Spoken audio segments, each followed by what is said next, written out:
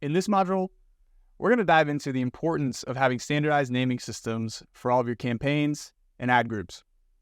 By the end of this lesson, you should be able to create your own campaign naming system for your accounts and have a completely custom spreadsheet with your specific naming conventions ready to go. You'll then be able to use this template to rename old and existing campaigns to fit your new standardization, or prepare new campaign names for bulk campaign launches. By implementing the processes and systems we'll be discussing in this lesson, you'll be able to quickly name hundreds or even thousands of campaigns in a matter of minutes. No more sifting through campaigns individually, manually creating each one in the console.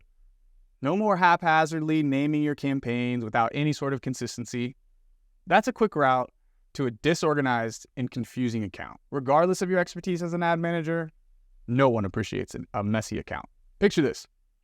Imagine the boost in your workflow if you could discern the content of every single campaign without even having to open it. Imagine the time saved if a single line tells you everything you need to know about a campaign, the products it promotes, the keywords or targets it contains, its purpose and its goals, whether it's a research or a profitability campaign, what type of match types you used, and what's the target ACoS. With standardized campaign names, all these questions can be answered without having to dive into each individual campaign. This level of granularity not only offers deeper insights and flexibility, but also provides you with the context for the performance that you're getting.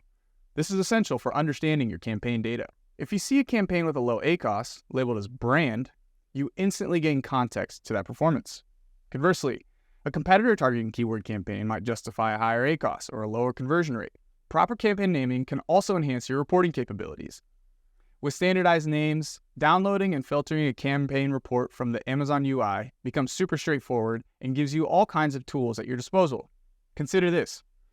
If a client asks you about the performance of a specific product category and its monthly expenditure, your response and process for solving this and answering this question is likely influenced by your campaign naming and structure. This might entail pulling several reports, merging them in Excel, and then spending, 5 to 10 minutes working on all the necessary things to make the data presentable. However, with systematic campaign naming that includes category tags, answering these kind of queries can be 100 times faster. By just entering the category name in the search bar of the ad console, you get all the relevant information that you need. You get all that campaign data. You can then go back to the client and answer their question about how much they're spending on this product category every single month. Precision and clarity from proper campaign naming allow for sharper identification of campaigns that are meeting or falling short of KPIs. Without this clarity, troubleshooting performance and implementing targeted optimizations can become a little bit cumbersome. For instance, comparing non-brand and branded targeting performance becomes seamless with systematic naming. By following our discussions on keyword negations in another lesson and the contents of this lesson, your searches in the ad console will readily differentiate between brand, non-brand, and competitor targeting. This meticulous approach to naming and structuring campaigns simplifies segmenting your ad data. Instead of categorizing metrics by search terms, we can aggregate all of the data within each campaign up to the campaign level. Proper naming conventions are paramount for 3 main things, which include, but aren't really limited to, reporting, account organization, and efficient campaign management. By consistently naming the items within your ad account, you ensure campaigns remain organized and intuitive. This helps facilitate quicker client response times and provides essential insights for performance-based tweaks. Consistent naming conventions aid in tracking which campaigns, products, ad types, targeting methods, and categories are progressing or need refinement. So where should you begin with standardized naming conventions? Each account will differ based on its structure, product types, and categories. However, there are some foundational elements that should be integral to any campaign naming convention. Here are some of our essential inclusions for our campaign names. Product category, ASIN, ad type, tactic, like brand or non-brand, targeting type. Are we running manual or auto or keyword or product targeting or audience targeting campaigns?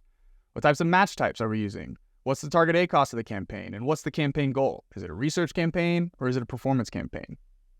Those are the types of things that we like to include in all of our campaign names that give us the insights that we need to extract the value and the data that we provide for our clients. This list isn't exhaustive, but it's an excellent starting point when devising your own campaign naming conventions.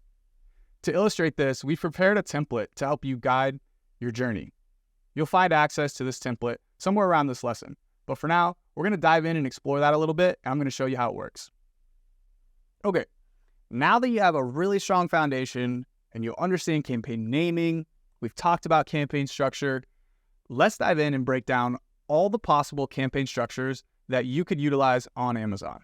Now, there are a ton of different campaign structures like we talked about. A lot of people have a lot of opinions about which ones are best and which ones drive the best performance, but that's not what we're here to do. We're here to show you the structures so that you know what you can do and then can take what we teach you and decide for yourself which setup is going to be most effective for your specific account, because it'll vary. Not every campaign structure needs to be a single product, single keyword campaign, like some people will tell you. We can have some fluidity in our campaign structure. We don't have to be married to one specific structure throughout the entirety of our account. We can leverage different structures for different purposes. And that's what this video is about. That's what this lesson's for. It's to show you which of those campaign structures you should use in certain scenarios.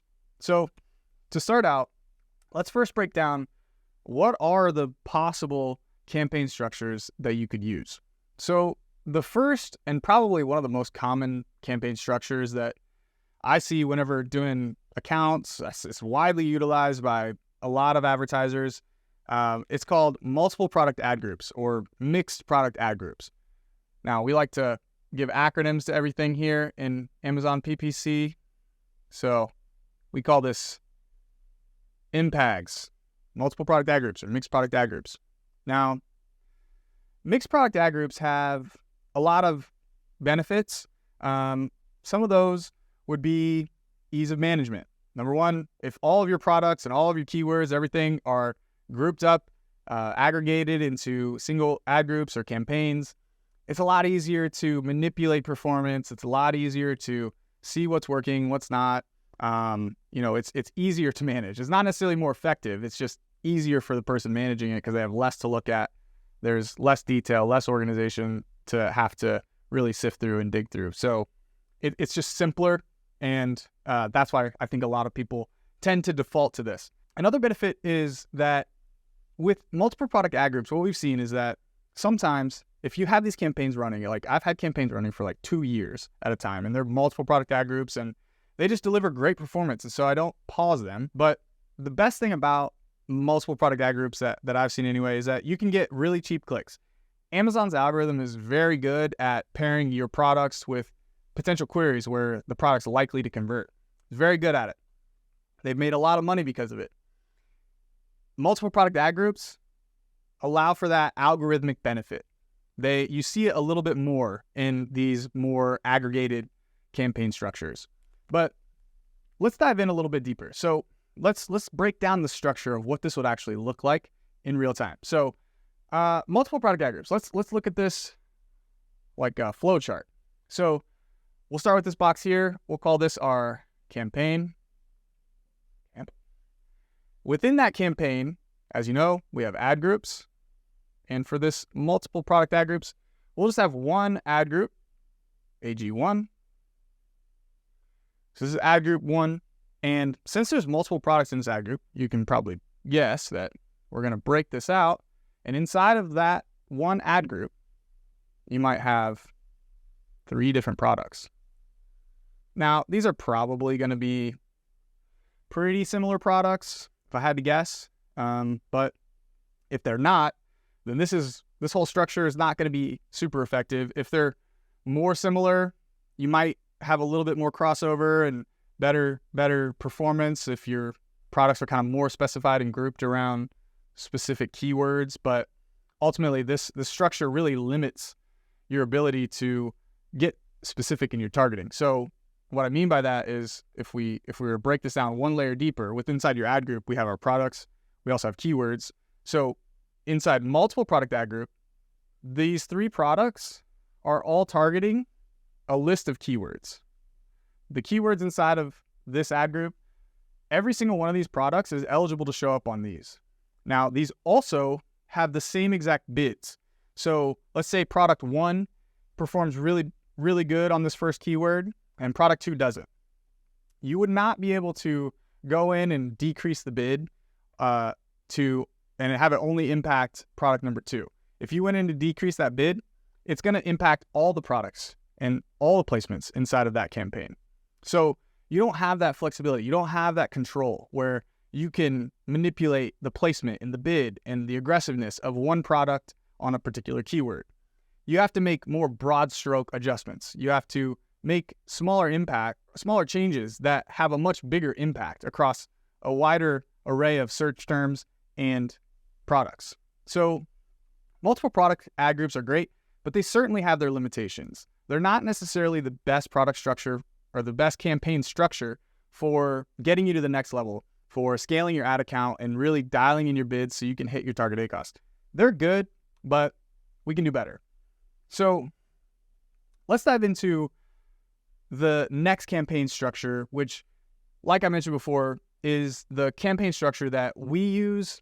This is deployed across all of our accounts. It's foundational for Amazon advertisers to understand this campaign structure because it has so many benefits. And going from multiple product ad groups to single product ad groups is going to be the biggest jump and the biggest change that you're going to see in performance. When you go from, single product ad groups down to single product campaigns or single keyword campaigns, the shift in control and performance and just the level of granularity that you have, that's where you see that biggest shift is when you go from multiple product ad groups, you take this course, you learn all this stuff, and you go back and you start to launch new campaigns with single product ad groups. You're going to see much better performance. You're going to have much more clarity and control over which products are bidding on which keywords, how much. You're going to be able to control that aggressiveness, or, you can pull the reins back whenever you need to. So, that's where you're going to see that big benefit. But let's see what a single product ad group would look like. So we have our SPAGs.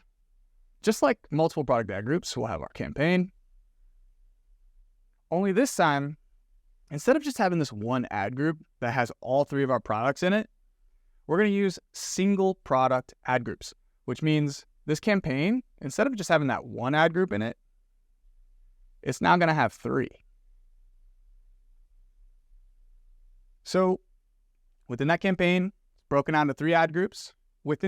Inside of each of these ad groups, there's only going to be one product, single product ad groups. Makes sense, right?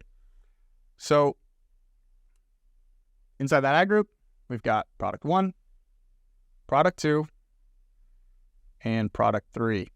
Now, this is where it really gets good because unlike multiple product ad groups where every single one of these products is targeting the same list of keywords, in a single product ad group, every single one of these products gets their own list of keywords, gets their own bids. Okay? So maybe there's some crossover here because you have, similar products. So maybe product 1 and product 2 are both targeting the same thing. Maybe you're selling tennis rackets and they're both targeting tennis racket. One of them is black, one of them is blue. Let's say product 1 has a 20% conversion rate and product 2 has a 10% conversion rate on that term. You're going to be able to manipulate the bids based on that data that you're receiving back from your campaign on that specific product keyword relationship. So in this scenario, you'd be able to increase the bids on product 1 for tennis racket target because you're trying to expand and maximize sales. So you can increase that bid, be more aggressive, win, higher value, higher converting placements. Whereas product 2, which has a much lower conversion rate, can't afford to bid that aggressively, can't afford to win those top of search placements because, you're not converting high enough. You're not converting fast enough or at a high enough rate to justify that level of spend. So we have to dial the bids back on that product a little bit. So that way we can hit our target ACoS, which we'll get into in another video. But that is single product ad groups. This is, like I said, where you're going to see the biggest benefit, jumping from multiple product ad groups to single product ad groups. And you can see why. So this allows you to get much more specific. This is much more vague and aggregated. So that's really the biggest thing there. So anything else is more of just like an extension of single product ad groups. It's kind of the same principles, but just breaking it down a little bit further. So the next layer of this would be looking at single product campaigns. So this is our third campaign structure. Now, single product campaigns, just like it sounds, it's a single product in a single campaign. So unlike SPAGs, we would have our campaign. It's a single product campaign, but we still want to leverage what we know about targeting, about everything here to take that information, take that same concept and apply it here within single product campaigns. So within the campaign, we're only going to have one ad group because there's only going to be one product in there. So we have this one product inside this one ad group, and then that one product has its own list of keywords. Now you might be like, what's the benefit to that? Like, why would I do that? That just means I have way more campaigns now. Instead of one campaign, I now have 3. And I got to control the bids and control the placements and do all the optimizations on 3 campaigns instead of 1. Now, you might be right. Like, it definitely does add a little bit more work as you continue going up the chain. You're going to have more data to look at. You're going to have more, data to aggregate and try to sift through and make optimizations on. So as you get more and more granular, the complexity of your account definitely does increase, and your skill of management has to increase with that level of complexity. And so this is why we don't recommend jumping straight into like single product campaigns or single keyword or single keyword campaigns, because if you're not a competent ad manager, then utilizing these types of structures is going to be a nightmare for you. It's going to be chaos. You're going to not know what you're looking at most of the time. It's going to be information overload because there's so much data spread out all over the place. It's going to be a lot harder to look at. So just keep that in mind as you're kind of thinking about these different campaign structures, weighing the trade-offs and the benefits of each to kind of find that happy medium and find that balance for, where you're at on your journey and, what skill level you have. So just important to keep in mind. Now, the next layer, single product campaigns are great. There's not a whole lot of benefit that you get going from here to here outside of 2 things that I can think of off the top of my head. The ability to control your budgets at the product level and the ability to control your placements at the campaign level for a specific product. We'll get into single keyword campaigns in a second. I almost wanted to go there for a second and dive into it, but we won't do that. We'll stick to single product campaigns for a second. So let's talk about the differences. So budget controls, first thing. So you do have budget controls on all of these structures, right? Like you can set your campaign budget, your budget, it's not going to exceed that daily budget, over a period of time. So you can still set it. If you have all 3 of these products inside of this one campaign and, they're nowhere else, then, you could theoretically control and cap the spend with the budgets on any of these campaigns. Same here, cap it, make sure it's not spending over a certain amount. And you can do the same thing here. But the only difference is that you can make that budget specific to just one individual product. So let's say you wanted to strategically allocate your budgets or flight your budgets across your products based on, how they're converting, your top sellers, things like that. You could, with a single product campaign, have more strategic budgets allocated to one product than you do to another. So it gives you that flexibility. Now, you can definitely do this and control your spend and control your budgets within a single product ad group structure. Only you mostly control it at the bid level. Your campaign budget is more like a guardrail or a safety rail, making sure that you don't exceed certain levels and blow up your spend any given day by increasing your bids too much or something. Within single product ad groups, if you wanted to increase the spend on one product but not on the others, then you would just go into this one ad group that you want to increase the spend on and manipulate the spend on that product through the keyword bids. So if you wanted to increase spend, you might increase your bids on just this one product. And then maybe you open up that budget at the campaign level in order to allow that product to spend more. Now, this campaign is going to kind of naturally favor, a handful of products, and, the most of the spend and everything's going to be delivered to like 20% of your products, and those 20% are going to yield 80% of all the sales and all the results that you're getting. So that's naturally going to kind of happen, that breakdown and that split between spend and products. So that just kind of happens naturally based on the quality of the products. And, if they're top sellers in your total sales, they're probably going to be top deliverers and top sellers in your ad account as well. So you may see that, but you can control the bids to influence how much you're spending on an individual product with single product ad groups. But you do get that extra layer of placement control for a specific product with single product campaigns. So what that means is basically within every campaign, you can go into the placements tab and you can see how your performance varies at top of search, on product pages, and at rest of search. And if you were using single product ad groups and you were to go in and you were to change those placements, that bid multiplier, that bid increase that you put in for your placement settings would now affect all of the keyword bids that are living inside of this campaign. Not just one of the products. You can't pinpoint it to just one product. It has to be all the products within that campaign because those placement settings are set at the campaign level, not the ad group level. So that's one benefit that you get with single product campaigns is you're now able to optimize the placements of that product, where that product converts best in search at the campaign level, and it only impacts this single product. So that's a benefit. If you're more advanced, that might be super appealing and maybe something that you want to dig into a little bit more and, leverage a little bit more. Usually you can squeak out like 99% of the performance that you can get with single product campaigns that you can with single product ad groups. I mean, I think we've tested it plenty of times and really have seen no difference in performance between single product ad groups and single product campaigns. We can get a little bit more dialed in, but, honestly, it's not going to move the needle a substantial amount for you just by giving you that capability. But if you're more advanced, maybe it does. So that pretty much breaks down those three structures. The last campaign structure that I want to dig into is called single keyword campaigns. Now we label those as SKW, single keyword. So single keyword campaigns are excellent for ranking.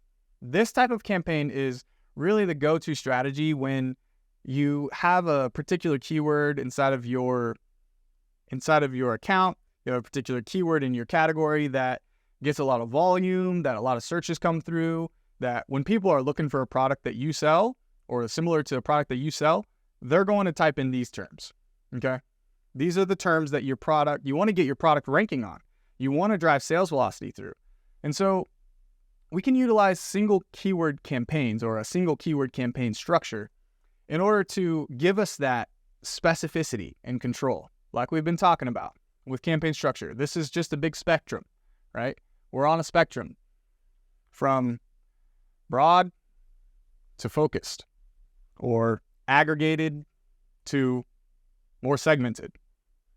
So within single keyword campaigns, it's going to be the exact same structure as your single product campaigns. So you're going to have your ad group, your one product, and then the only difference between single product campaigns and single keyword campaigns is that instead of having a full list of keywords where you're targeting multiple different targets, you're going to have one. Okay?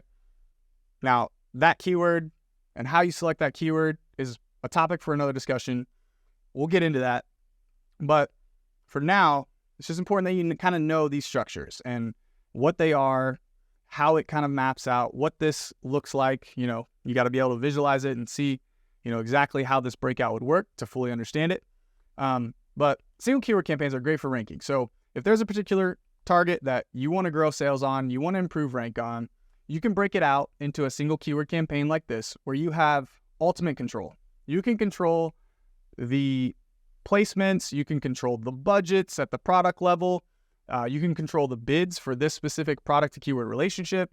You have even more control with placements now, or even more specificity with your placement controls, because you now know that any placement change that you make within this single keyword campaign is only going to impact this product on this keyword.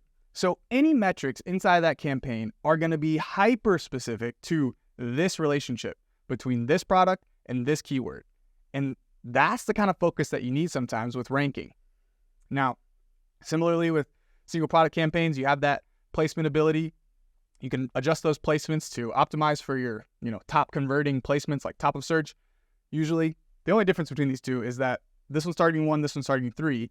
And when you change the placement settings on single product campaigns, it's going to affect all the targets inside this. So, you're going to have to adjust your bids according to what that placement modification is. And we'll teach you how to do that also in another lesson.